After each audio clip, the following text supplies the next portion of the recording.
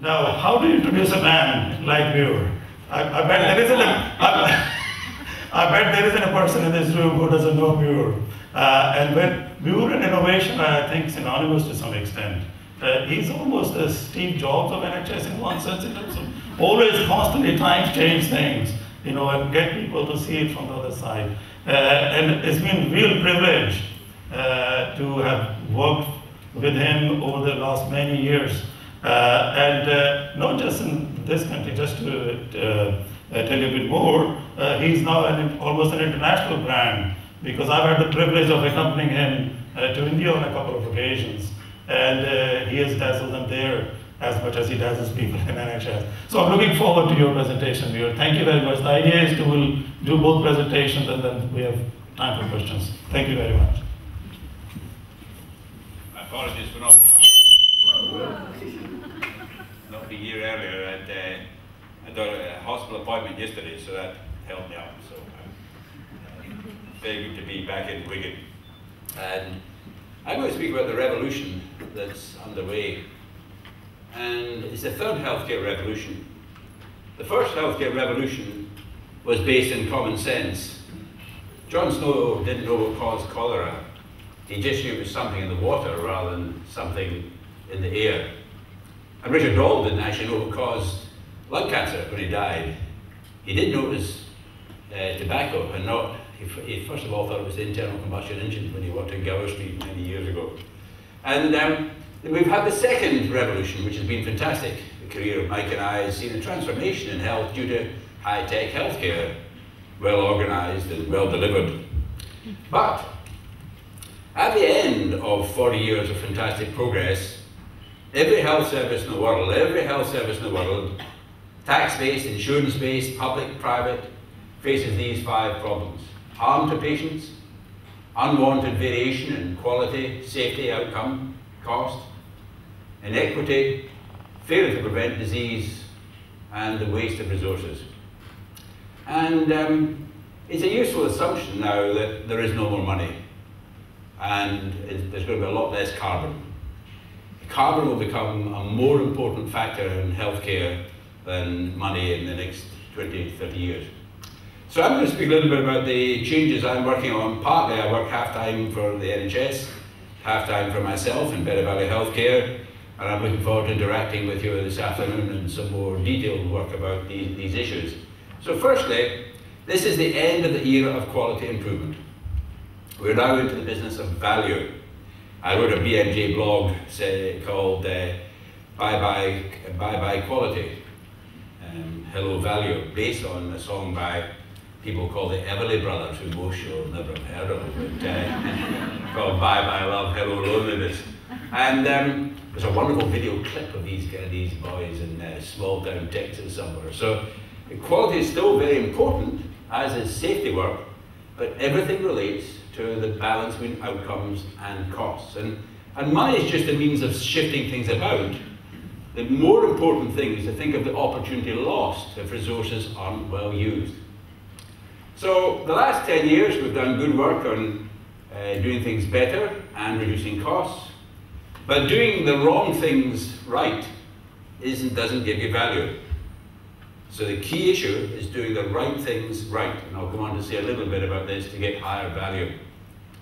When we published the NHS Atlas of Variation, some of the variations were pretty clear to understand. It was black and white, good and bad.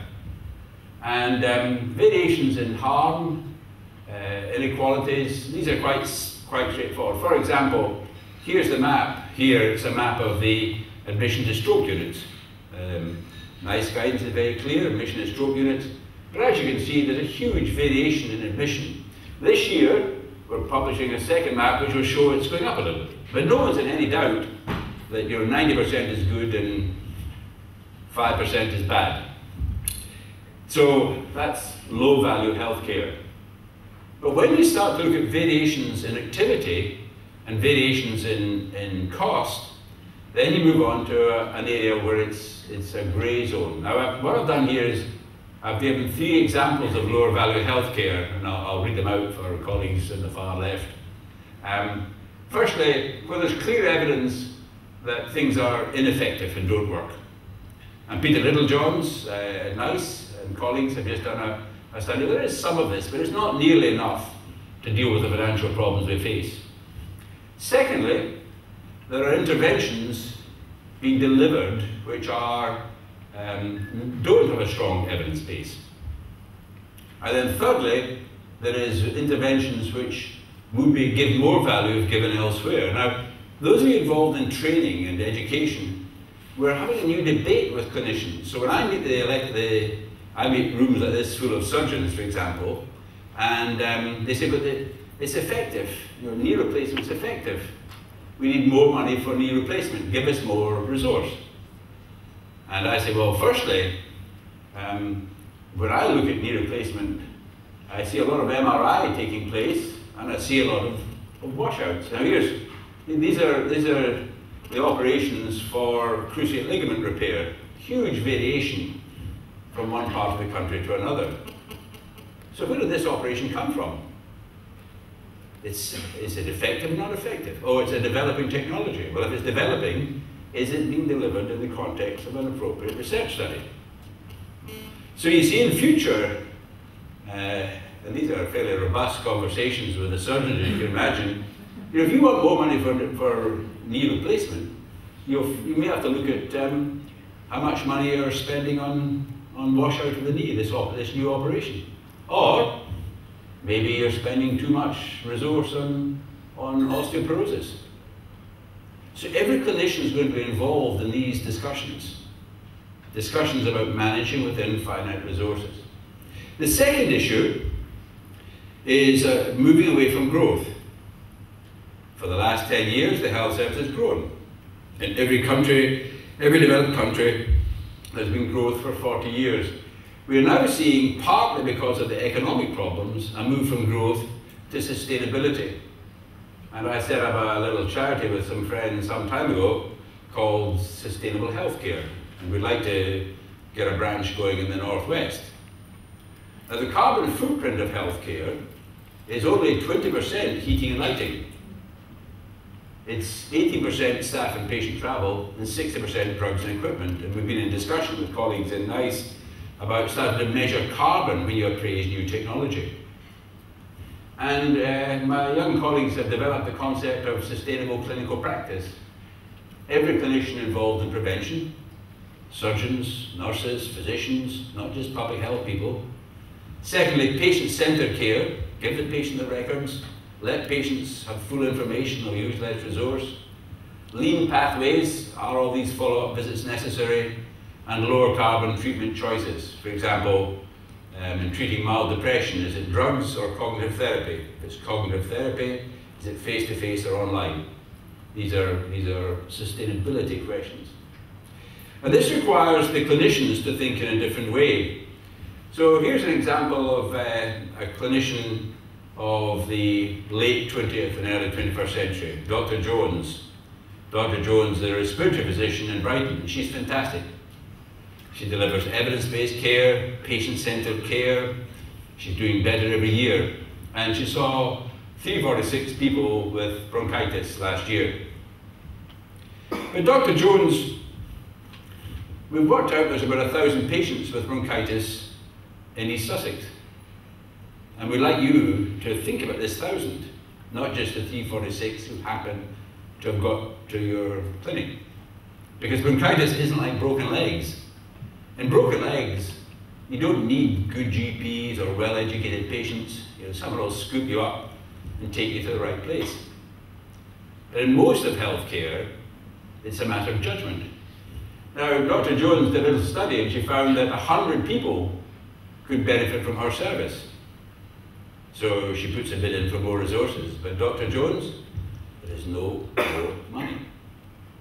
What we want you to do is to take responsibility for the population of East Sussex and to do things like localise the map of medicine. Pritpal Tamber's here from the map of medicine.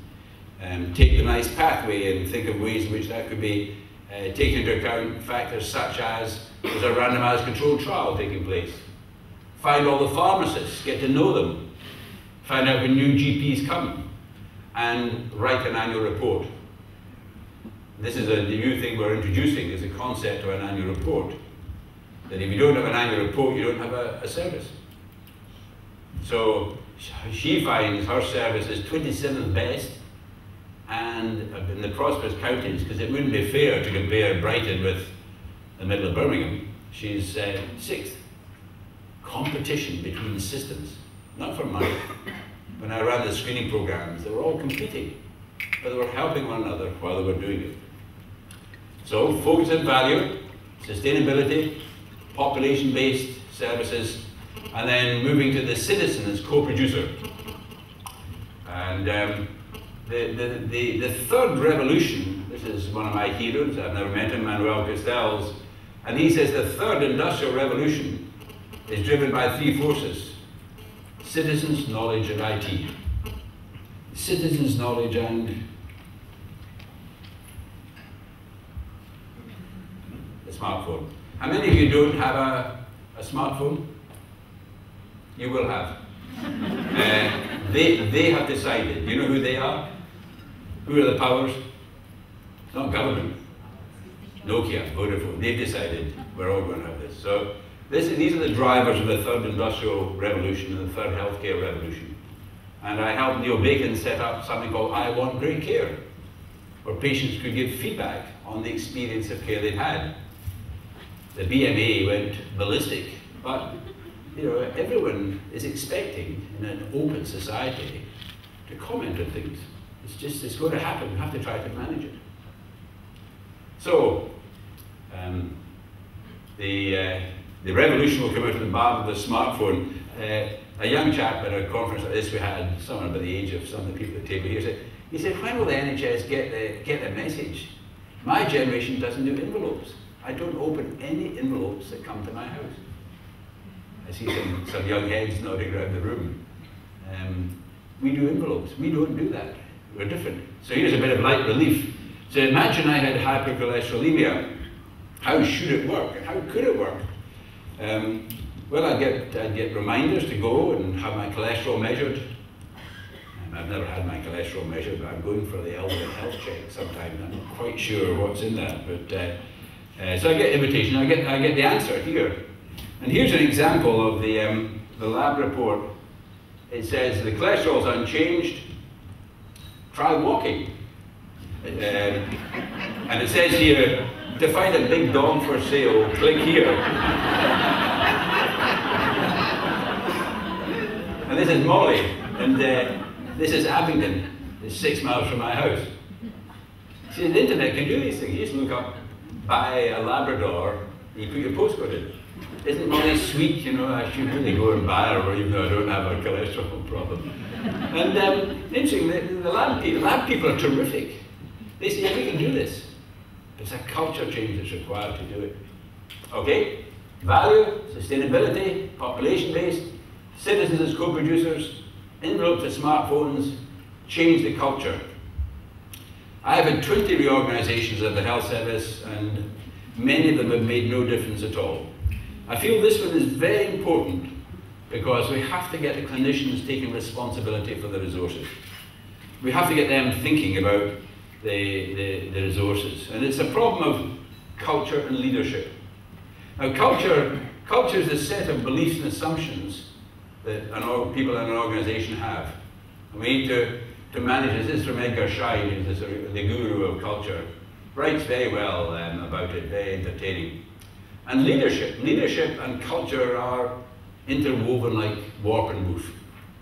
The job of the leaders is to change culture. And this could be a ward sister or a head psychologist or a consultant, to change culture. Now, part of this is done, and I'll be speaking this afternoon about the glossary we've developed. I've brought along, we'll send it to you electronically in the interest of sustainability. We've developed, what are the 15 most important words? And what are the 10 most important books?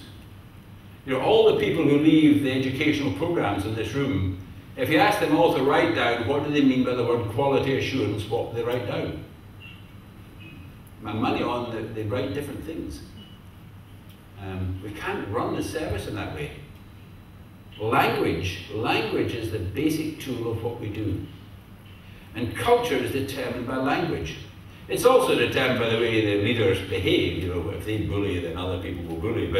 But we can control language. And what we've done is we've given you the 15, what I think are the 15 key terms. For example, what's the difference between productivity and efficiency? What's the difference between outcome and output? And we also summarize books. And here's a book by Little Johns and Rollins. Mike, I like to look at this sometime. This is what I've taken out of your book. Your words, not mine. You know, people who don't have time to read the books, but they need to know these books exist. And this is Mike's really good, very simple summary of what a guideline should be. We need to give people the basic tools. And finally, knowledge is the key. Now, most people get knowledge like this. People need clean, clear knowledge like they need clean, clear water. And this is a reservoir, like a library. So, but reservoirs are full of dirty stuff. That's why the water stays there. This is something like NICE's assurance code. It's a filter. It takes the rubbish out. But how do you get clean water? How do you get clean knowledge to everybody? Firstly, it goes through the internet. The internet's big pipes in the sky. But to get to the ward, it has to have pressure. And we're promoting the concept of a chief knowledge officer in every organization. Now, I'll deal with systems this afternoon in the workshop. I just want to finish with this.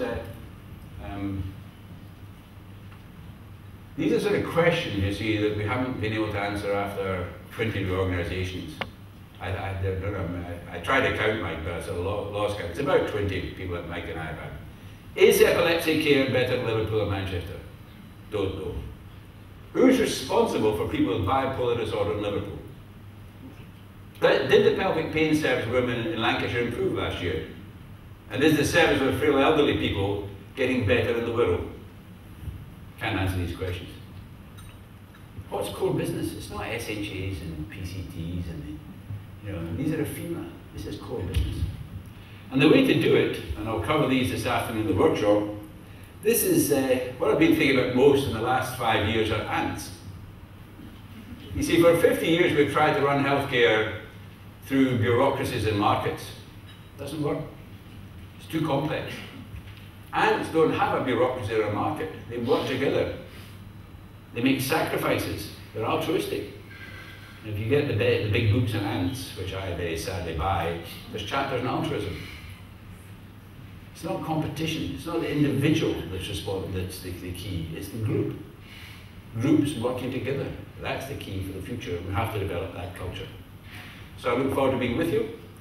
And we'll have a session with more detail on ants and insects and systems this afternoon. Thank you very much.